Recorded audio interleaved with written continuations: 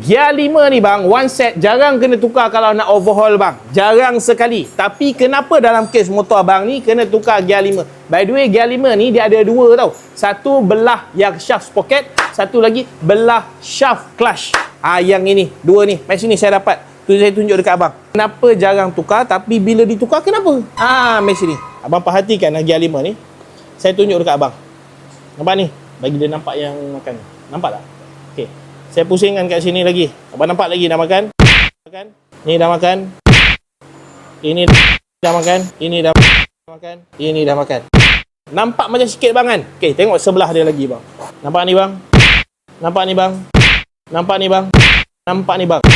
Wih, Nik tak ada benda Nik. Pakai je lah balik. Betul bang. Tapi gear 5 abang akan berdengung.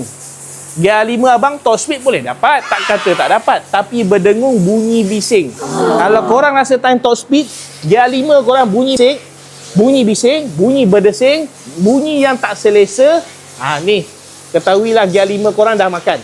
Macam mana boleh makan ni? Sebab korang pakaikan gear 5 pada RPM yang tak sesuai ataupun pada kelajuan yang tak sesuai. Sepatut gear tu kena pakai gear 3, korang pakai gear 5, tengah serta santai. Benda ni cepat rosak bang. Okey, semoga manfaat. Nak overhaul, link di bio. Jumpa dari sini. Modi jangan tang, standard saja. Bye-bye.